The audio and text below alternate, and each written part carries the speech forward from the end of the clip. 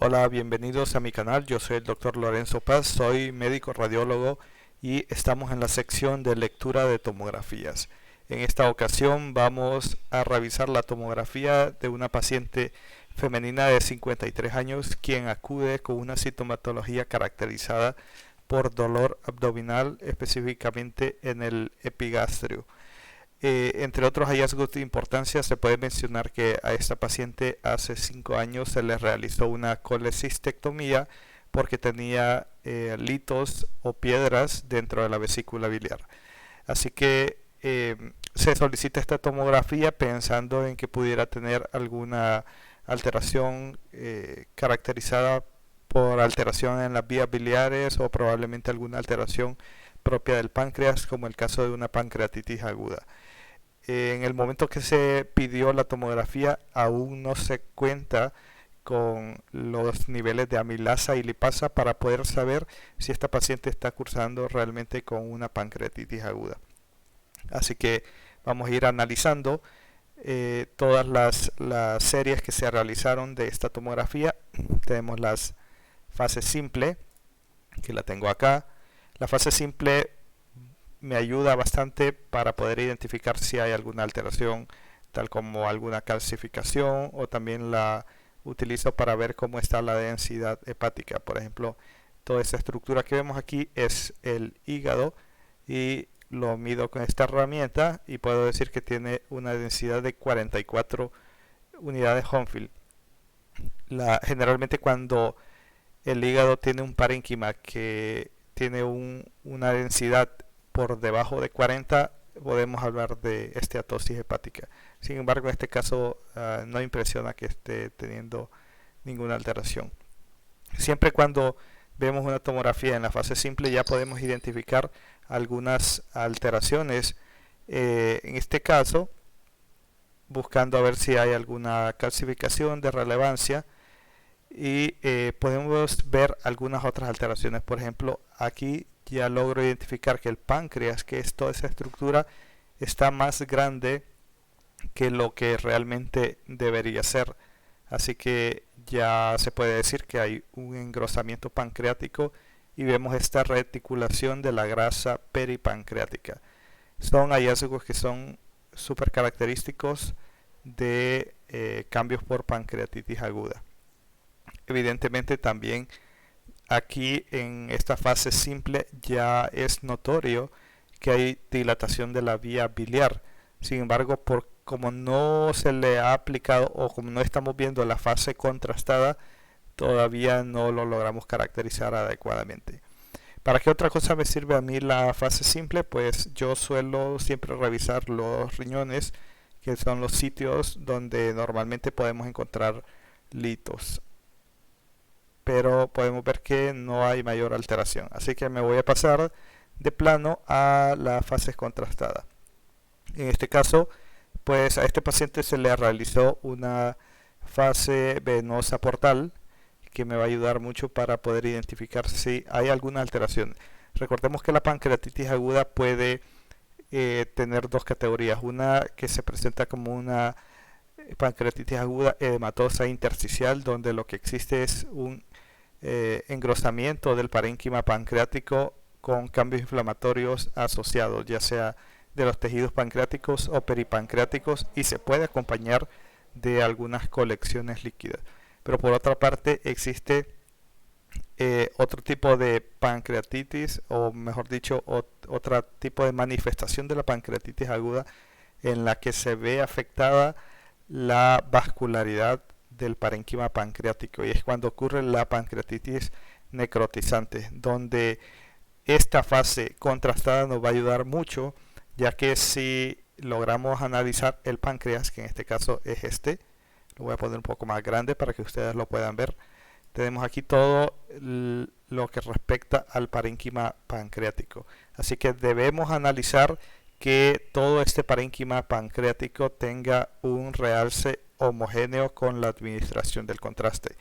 Si en dado caso encontráramos un segmento que se torna hipoatenuante, eso indicaría que no hay una adecuada perfusión de ese parénquima, y eso sería característico de una pancreatitis necrotizante. Bien, cuando analizamos siempre el páncreas, solemos medir ya sea la cabeza, pues la cabeza la podemos medir acá o la podemos medir de esta forma. De igual forma está engrosada, y igual el cuerpo se ve engrosado, 27 milímetros, y la cola también está bastante engrosada, 31 milímetros. Pero lo más interesante aquí es que vemos toda esta reticulación de la grasa peripancreática. Por aquí también vemos más aumento de la densidad, que es característico de los cambios inflamatorios. Y vemos que aquí, en este punto, que prácticamente es el espacio pararrenal anterior izquierdo, se está comenzando a acumular esta especie de líquido. Vemos aquí como 22UH, es como líquido. Entonces es una colección líquida aguda. Normalmente la pancreatitis suele hacer esto. Pero ¿por qué probablemente ocurrió este cuadro de pancreatitis? Probablemente se deba a que, como les dije anteriormente, esta paciente ya tenía un antecedente de colelitiasis, o sea, piedras dentro de la vesícula biliar, y por ello le extrajeron la vesícula, que de hecho, si vemos por aquí, que es el sitio anatómico donde debería existir la vesícula biliar, que es más o menos aquí en el segmento hepático 5, no se logra observar la vesícula.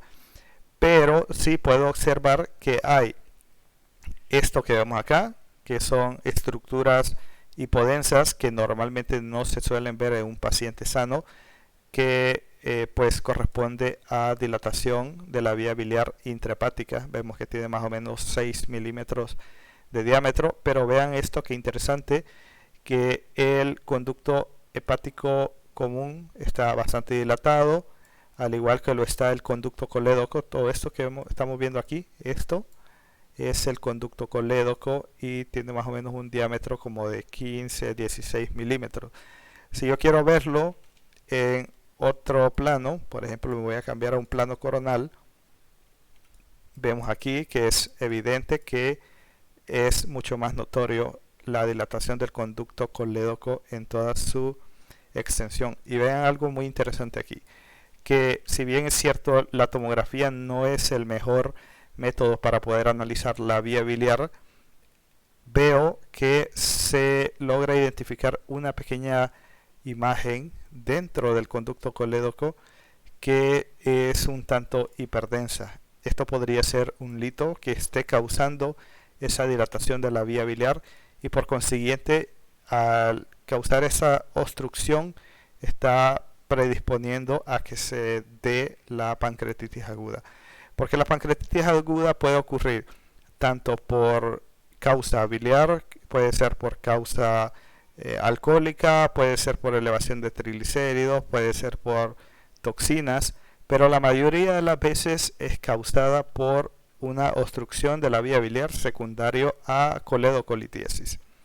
Es así entonces que, a mi parecer, a mi criterio, este paciente está cursando con una coledocolitiasis, y eso está condicionando esa dilatación de la vía biliar, y eso llevó al desarrollo de pancreatitis aguda. Bien, vamos a volver al plano axial, pero antes de eso voy a medir aquí para que ustedes vayan viendo también qué otras estructuras suelo revisar, y es que vamos a medir también la vena porta, más o menos 12 milímetros. Esta vena porta en tomografía puede tener hasta 15 milímetros y puede ser totalmente normal. El hígado también hay que medirlo, el lóbulo hepático derecho, vamos a medir aquí y vemos que tiene pues un valor aceptable, 144 milímetros. Yo siempre considero un valor normal por debajo de 155 o 150 milímetros. Eso generalmente lo considero normal. Cambiemos al plano axial para seguir revisando los otros órganos. En este caso, pues ya chequeamos el hígado, supimos que no tiene vesícula, vimos que tiene dilatación de la vía biliar, ya vimos la vena porta, ya analizamos el páncreas con sus cambios inflamatorios propiamente dichos y la formación de colección líquida peripancreática. Después, este órgano que tenemos acá es el vaso. Todo este órgano analizamos aquí cómo está la densidad, su realce, ver si tiene alguna lesión asociada y pues no se mira ninguna alteración. Una estructura anatómica que algunas personas siempre suelen obviar es el análisis de las glándulas suprarrenales, y es esta estructura que vemos aquí. Esa es la glándula suprarrenal izquierda y por acá tenemos la derecha. Tampoco demuestra ninguna alteración. Seguimos bajando y analizamos los riñones. Podemos modificar un poco la ventana para verlos un poco mejor.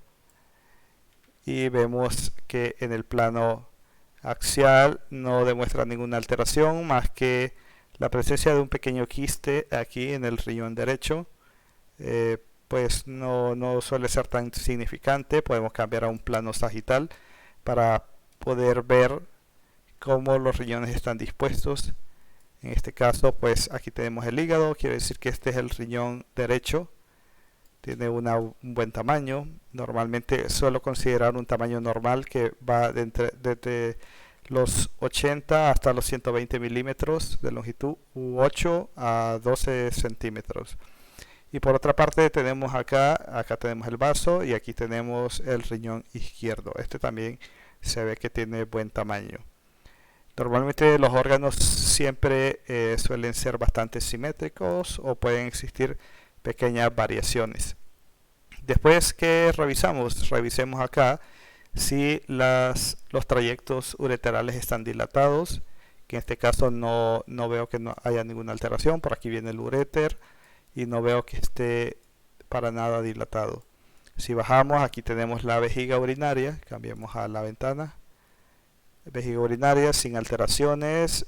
Cambiemos un poco a sagital y vamos a ver el útero, que el útero es prácticamente este que vemos acá. Toda esta estructura es el útero.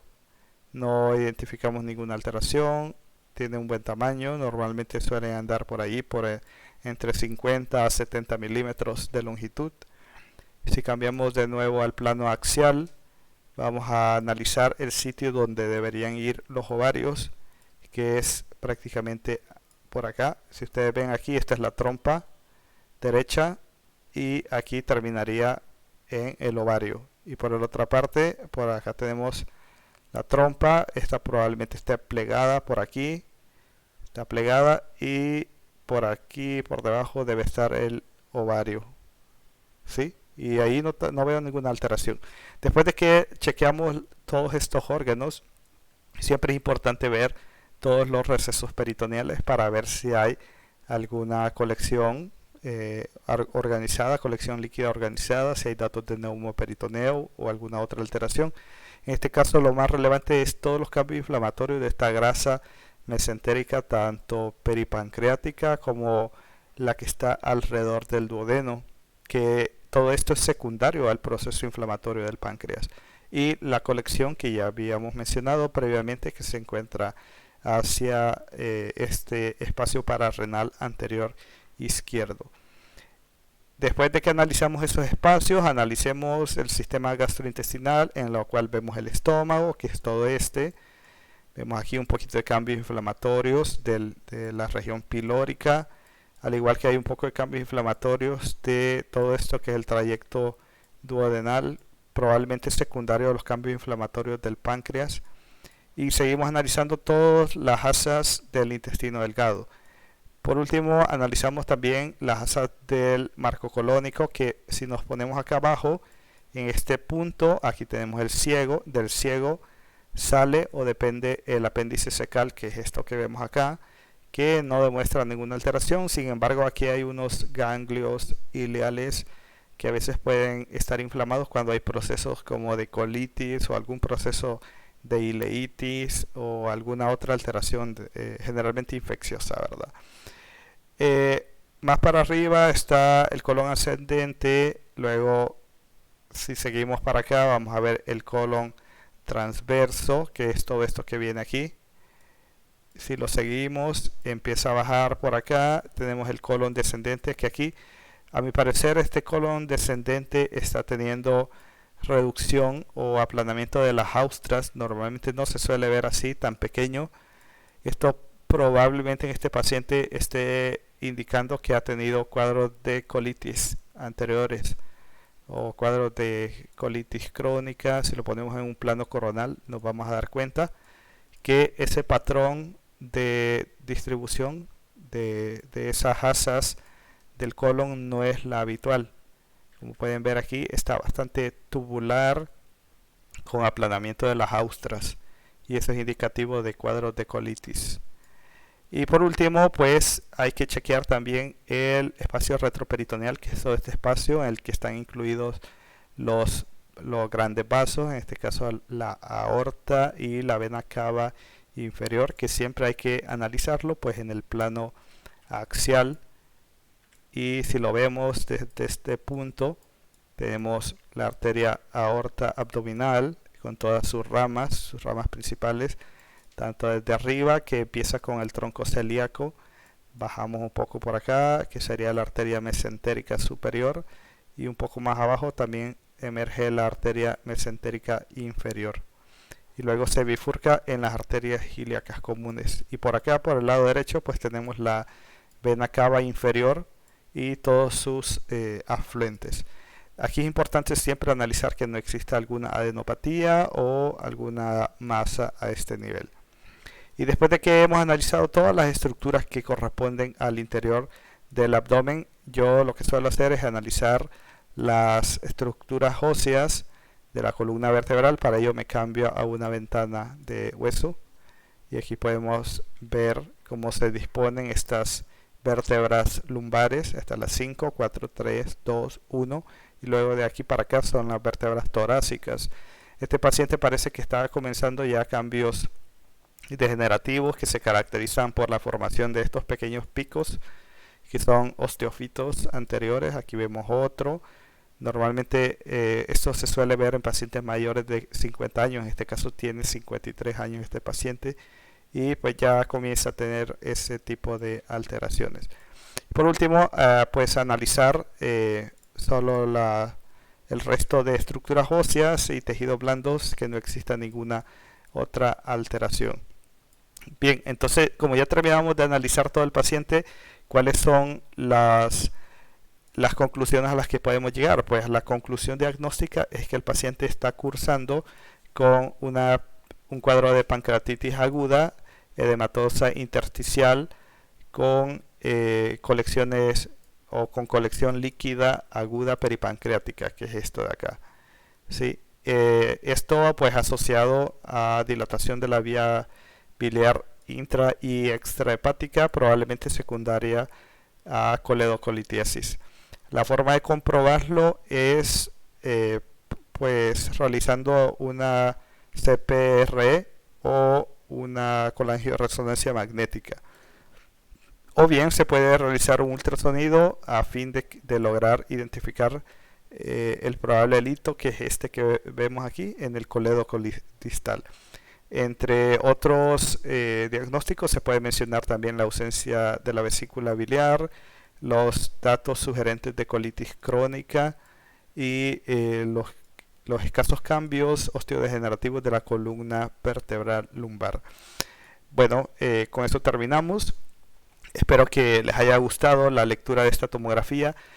Yo te invito a que si en caso que te haya gustado, pues le des un like o utilices la caja de comentarios que está acá abajo para escribir cualquier duda que tengas o cualquier cosa que tengas que decir. Así que si sos nuevo también para el canal, te invito a que te suscribas y nos veremos hasta pronto. Bueno, o nos escucharemos pronto. Bye.